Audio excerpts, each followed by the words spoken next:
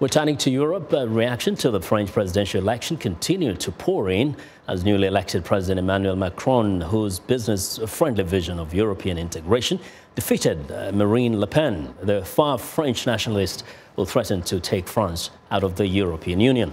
VOA's Mariama Diallo reports. In Germany, newspaper headlines read, "It's a boy. The winner is Europe."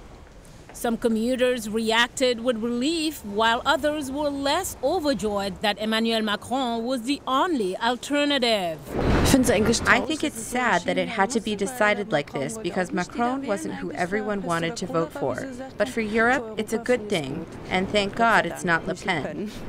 German Chancellor congratulated Macron personally by phone. Emmanuel Macron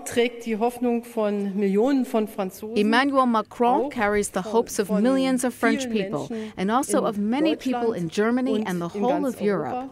He ran a courageous pro-European campaign. He stands for openness to the world and firmly behind a social market economy. Baltic prime ministers with their Polish counterpart in the Estonian capital Tallinn also welcomed Macron's victory.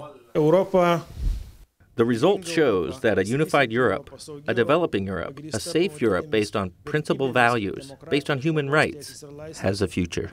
At a campaign event in London, British Prime Minister urged voters to allow her a Macron-style mandate to strengthen hand in the Brexit negotiations. We must make sure that in the UK we also have a strong mandate to take a strong position into our negotiating table.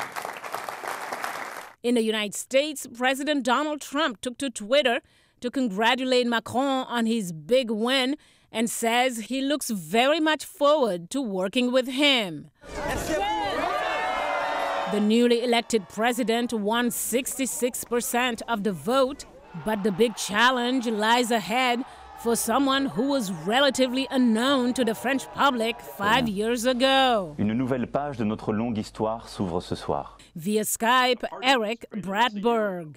So his next domestic challenge will be to secure enough seats in the parliament and then later on in the Senate to have enough domestic support from the legislative branch so that he can also implement some of the reforms that he's promised. Bradberg says we will find out more about Macron's style and leadership qualities soon, as he'll be on the world stage in the NATO and G7 summits later this month.